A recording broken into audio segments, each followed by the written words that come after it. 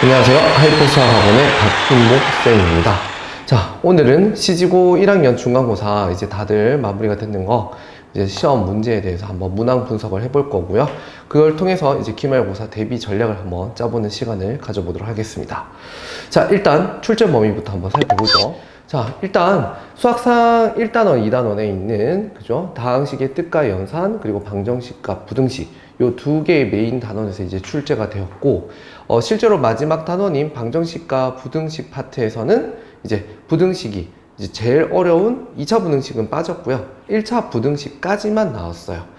다행히 1차 부등식 문제는 단답형 문제 한 문제만 출제가 되었기 때문에 별로 어렵지 않게 그렇게 문제가 나왔고, 실제로 이번 시험 출제 범위에 있는 문항들을 봤을 때 기본적으로 자주 나오던 빈출 유형의 파트는 조금 적게 나오고, 오히려 이제 학생들이 조금 어려워하던 뭐 방정식 함수 관련해서 문제들이 조금 집중적으로 출제가 되었어요. 그래서 그 단원의 학습을 많이 심화 과정까지 한 친구들 입장에서는 조금 고득점을 받을 수 있는 그런 시험이었고, 나머지 정리나 인수분해, 그러니까 이전에 좀 자주 나왔던 그런 유형에서 조금 연습을 많이 한 친구들은 오히려 점수가 조금 낮았을 수 있습니다.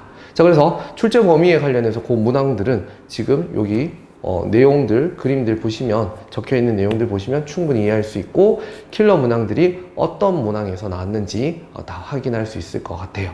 그래서 일단 중요한 건 조금 몰빵 형태의 문제였다는 거, 그걸 한번 확인해야 될 것 같아요. 자, 그러면 시험지 특징을 한번 볼까요? 자, 이번 중간고사의 특징은 첫 번째, 빈출 유형인 나머지 정리와 인수분해 단원은 조금 적게 출제가 되었고, 2단원 2차 방정식부터 고차 방정식까지 굉장히 문제가 많이 출제가 되었어요. 그래서 그런 2차 방정식에서 고차 방정식 파트에 있는 문항들의 심화 문항들이 조금 어렵게 나오다 보니까 학생들이 아마 문제들을 풀면서 조금 시간이 좀 부족하지 않았나, 그런 연습들이 좀 필요하지 않았나, 그런 시험이었다. 자, 그래서 학생들이 느끼기에는 체감상 조금은 어려운 시험이었다. 자, 그 다음 두 번째, 킬러는 그렇게 어렵지는 않았어요, 사실. 그래서 시중에 있는 킬러 문제집들, 유명한 문제집들이 몇 개 있죠. 내신 고쟁이라든지 절대 등급, 또는 자이스토리에 있는 교육청 기출 문항들을 조금 풀어봤다면, 모의고사 형태의 그런 문제들을 다뤄왔던 친구들 입장에서는 그렇게 어려운 킬러들은 아니었어요. 다만 이제 너무 쉬운 문항들이 보통 이제 학생들한테는 좀 시간 배분을 할 수 있게 적당하게 좀 쉬운 문항들이 보통은 한 페이지에 한 5-6문제 정도는 거의 주는 문제로, 점수 주는 문제로 주는데, 사실 그러한 완전 딱 보자마자 풀 수 있는 그런 문제들은 조금 다소 적었고, 약간의 계산들을 요구하는 준킬러 문항들, 그리고 살짝 함정에 빠질 수 있는 그런 실수를 유발할 수 있는 문항들이 적재적소에 조금 배치가 되어 있었기 때문에 친구들 입장에서 문제를 풀 때 조금은 틀릴 수 있는 문항들이 있었기에 점수는 조금 낮게 나올 수도 있었다.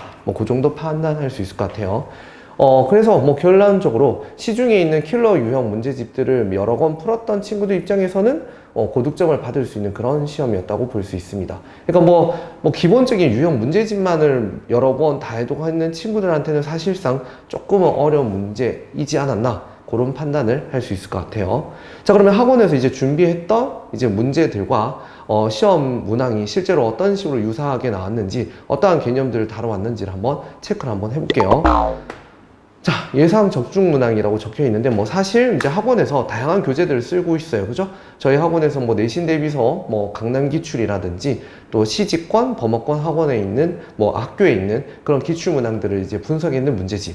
그리고 이제 수업에 사용하게 되는 시중 이제 부교재들이 있죠. 내신 고쟁이, 절대 등급 등등등의 유명한 문제집들이 있어요. 거기에서 이제 어떤 식으로 이제 유사한 문제들이 출제되었는지를 이제 쌤이 한번 조사를 해봤고, 그거에 대해서 한번 체크할 수 있는 시간이죠. 자, 일단 시지고에 나왔던 중간고사 7번 문제, 학생들이 좀 많이 실수를 했어요.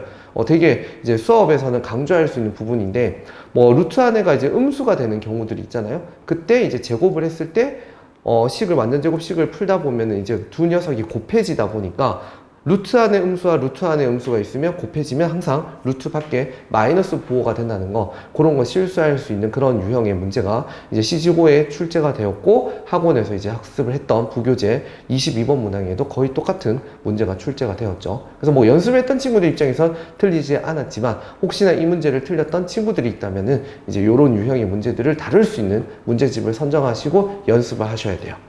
자, 그 다음 적중 문제 두 번째는 뭐 익히 여러 가지 문제집에 다 나오는 문제죠, 사실. 근데 거의 똑같은 문제가 이제 학원 내신 대비서에 출제가 되었고, 뭐 봤던 친구들은 당연히 맞췄을 거예요, 그죠?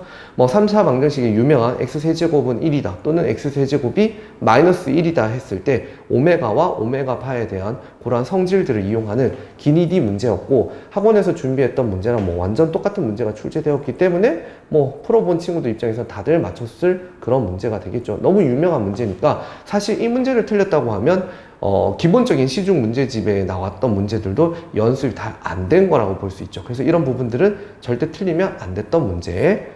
자, 그 다음 적중문항 이제 세 번째, 중간고사 11번 문제고, 복소수, 규칙성, 거듭제곱이 있을 때 규칙성을 따져서 풀어가는 문제고, 사실 이것도 뭐 지금 보면 내신고쟁이 315번이라고 제가 적어놨잖아요. 학원에서 쓰고 있는 부교재였고, 뭐 시중에 널리 알려져 있는 문제집이기 때문에 꼭 여기 내신고쟁이에만 있다는 건 아니고, 뭐 유명한 시중 문제집에서 다 다루는 그런 규칙성 문제니까 반드시 이 문제는 풀 수 있는 문제여야 했죠. 그래서 이걸 틀렸던 친구들은 이제 본인이 가지고 있는 문제집과 비교를 하면서 그런 문제들을 다뤄왔는데도 불구하고 틀렸다. 그럼 다시 연습을 시험 전에 어떻게 해야 되겠다. 이런 전략들을 좀 세우셔야 됩니다. 자, 그 다음 이제 뭐 이거는 활용 문제죠. 활용 문제고 뭐 2차 함수의 최대 최소에 관련된 활용 문제인데, 뭐 이거는 뭐 좀 쉬운 문제라고 볼 수 있어요, 그죠? 그래서 뭐 당연히 뭐 여러 가지 문제집에서 다뤄지는 거고, 뭐 학원에서 쓰는 교재에서 이제 절대 등급에 있었던 문제랑 유사했기 때문에 제가 수록을 해둔 거고요. 뭐 당연히 이것도 풀 수 있는 문제여야 한다. 틀렸던 친구들이 있으면 아마 조금 실수였지 않나, 그런 생각을 합니다. 자, 그 다음 이것도 뭐 당연히 유명한 문제고요. 지금 문제를 보시면 그 인수에 대해서 이제, 그죠? 4차 방정식에 관련해서 이제 출제가 되어 있는 문제인데, 뭐 풀어보면은 사실 이거 유명한 상반방정식 형태죠. 지금 개수들이 대칭 구조라서 풀어보면 2차식, 2차식의 인수 형태가 나오고, 바로 인수분해를 통해서 바로바로 그 x제곱 더하기 kx 더하기 1에 대한 형태를 잡을 수 있어요. 그래서 똑같은 문제가 또 절대 등급에 나왔고, 여러분들 시험지는 오히려 이 F에서 3개만 더하는 형태로 출제됐기 때문에 조금은 3개가 4개였죠. 아무튼 개수가 좀 줄었기 때문에 좀 더 쉬운 문제로 출제가 되었다. 그래서 뭐 풀어본 친구들 입장에서 당연히 틀리지 않았다. 이런 시간을 가져보는 건 여러분들이 지금 풀고 있는 문제집하고 시험지하고 지금 비교를 하셔야 된다는 거예요. 시험 치고 나면. 그래서 내가 제대로 지금 풀고 있었고, 혹시나 내가 풀어봤던 문제인데 불구하고 틀렸다. 그러면 당연히 여러분들이 시험 전에 한 일주일 전이든 또는 뭐 2주 전이든 오답 문항에 대해서 내가 철저히 체크를 했는지, 그 부분에 대해서 다시 학습을 했을 때 또 틀리지는 않는지, 요거를 항상 점검을 하셔야 된다는 거예요. 알겠죠? 자, 그리고는 또 이것도 학생들이 꽤나 많이 틀린 것 같아요. 서답형 5번인데 되게 유명한 문제고, 이것도 지금 학원 부교재 시중에 있는 문제집 절대 등급에 똑같은 문제가 수록이 되어 있고요. 뭐 그래서 당연히 풀이 방법을 한번 학습했던 친구들 입장에서는 풀 수 있었던 문제다. 뭐 사실 이 문제는 되게 유명한 문제라서 여러 가지 문제집에 다 나와 있어요. 뭐 정석책에도 나오는 문제이기 때문에 연습 문제. 그래서 한 번쯤은 다 볼 수 있는 문제고요. 그래서 사실은 뭐 처음 봤던 문제들은 사실은 거의 없었다. 그래서 여러 가지 시중 문제집을 풀 수만 있었다면 굉장히 높은 고득점을 받을 수 있는 그런 시험이었어요. 확인하시면 되겠죠.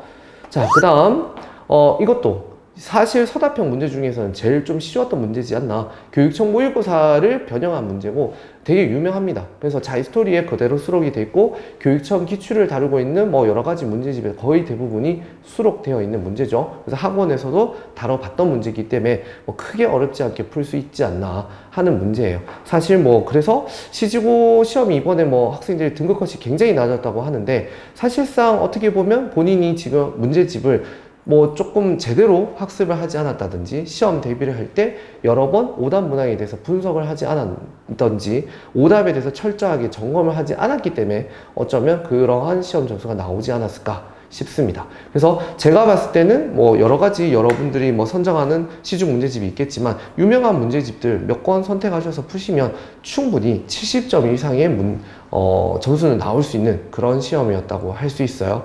그래야지만 또 시간 배분도 할 수 있고 서답형 문제에서도 서술을 하면서 문제를 풀 수가 있겠죠. 자, 그래서 마지막으로 이제 시지고에 대한 총평 그리고 기말고사에 대한 대비 전략은 뭐 요렇게 한번 써봤어요. 자, 보시면 일단 킬러 문항에 대한 집중 연습은 반드시 하셔야 되고 오답 관리 잘 하셔야 됩니다. 그 다음 킬러 문제집이나 시중 유형 문제집은 2권 이상은 반드시 학습을 좀 하셔야 될 것 같아요. 한 문제집으로서는 좀 불가능할 것 같고요. 뭐 유명한 문제집이 몇 권 있잖아요. 뭐 고쟁이라든지 절대등급, 자이스토리, 뭐 일품이라든지 블랙라벨 등등의 여러 가지 시중 문제집이 있는데 거기에서 여러분들한테 좀 필요한 이번 시험과 비슷한 유형의 문제들을 한번 확인을 해봤다면 그런 거 2-3권 선정하셔서 반드시 학습을 하셔야 된다는 거예요. 알겠죠? 자, 그 다음에 서술형 배점이 좀 높았어요. 그죠? 그러다 보니까 앞에 객관식 문항들 푸실 때 빠르게 조금 시간 배분해서 익숙한 문제들은 빨리 푸시고요. 서술형 문제에서 시간을 충분히 쓸 수 있게 그런 식으로 시간 배분 그런 거 연습을 좀 하셔야 됩니다. 그리고 빈출 유형들은 빠르게 푸는 연습도 하셔야 되겠고요.